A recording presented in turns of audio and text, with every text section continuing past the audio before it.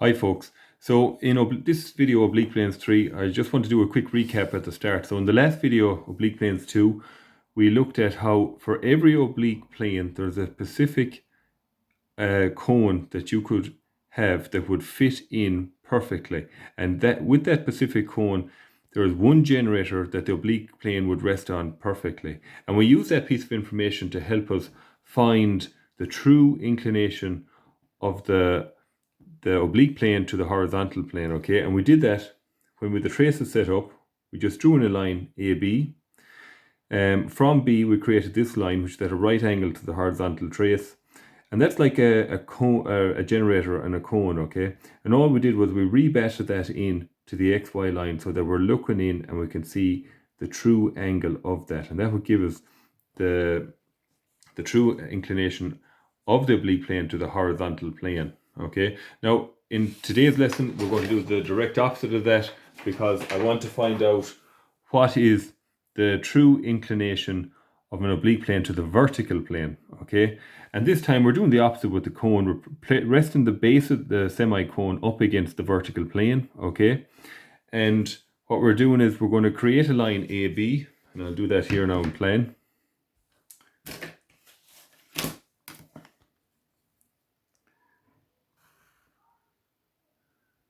Okay, now where it hits there, that's going to be a point for them in a moment of interest. But what I want to do first, I want to get C. Okay, so it's just like here in the 3D sketch that I did earlier to save time. Okay, and that's at a right angle, by the way. Now what we're going to do, very similar to the last day, we'll put our compass on and stretch it from B to C. And we're just going to rebat that down onto the ground there. Okay, and where it hits the XY line there, we'll bring up this, and this now will give us the true inclination of the oblique plane to the vertical plane. So exact opposite of what we did in the last lesson. Also now, I'm going to move on with this sheet, and I have a setup done here of a cone. Okay, and the measurements, if you're looking for this, the measurements are in your book on page 150. Okay, 150. Now, in case you're doing this at home, it's made at 44. The height was 80. Okay, and if you come over here a distance of 60, we're going to set up our traces. Okay, so that will give you that point T. So that's coming over there 60, and we're going to make the horizontal trace coming down here at 45 degrees.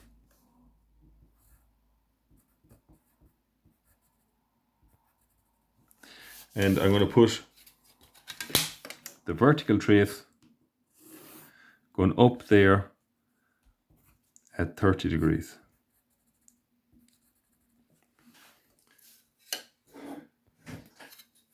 Now, in order to find this true shape, this is just an exercise, a simple exercise on doing auxiliaries, okay? So what we're going to do is, we have a true length line here, be it a portion of it. And what we're going to do is we're going to look along this here, and we're going to set up an auxiliary view up here, okay? And I'll put in my XY line, X1, Y1 line perpendicular to that, of course. And then we'll bring up all the main points.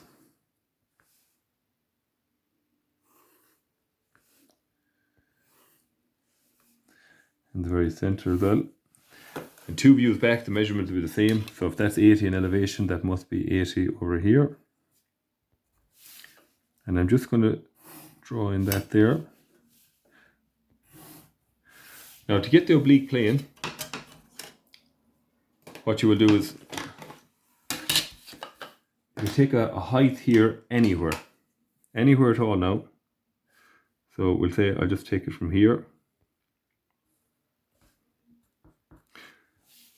Now wherever you take it from, you must bring it up from this very point, this point here. So we'll bring it up there. Okay, and I'll just measure that. we'll mark it off here.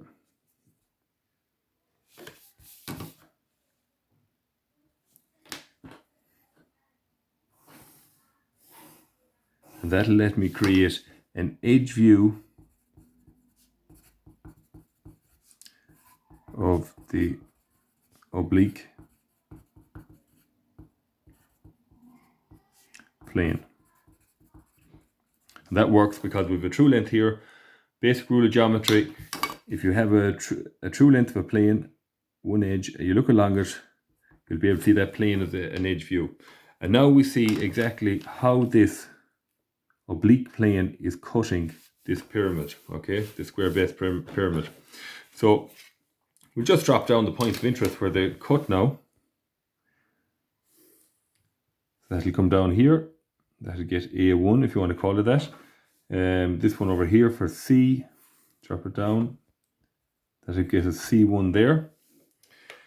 And these 2 points are a problem because they're coming straight down there. Okay, so we don't know where to stop. So what you can do is, if you take this height here, measure off that height from here to there, we'll call that H2. Okay.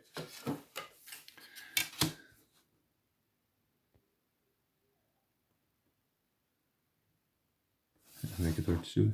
So we'll just transfer that over to our elevation. 2 views back, the measurements are the same. I'll just put in that light line there. So that's H2 there, been transferred over. And what that'll find for us, it'll find for us D1 and it'll find B1. And we can just drop them down now into plan view. D1 and B1, and you can join them up then.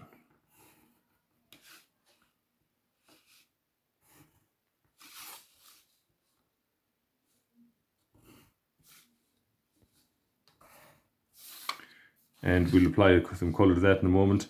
Just to finish out there, we'll bring up A1.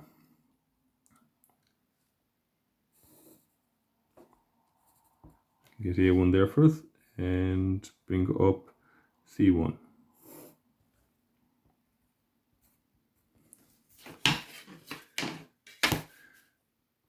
We can just join them in there now. A to B to C to D, back down to A. We'll finish that down to the ground as well there. And we'll just apply a bit of colour to that now.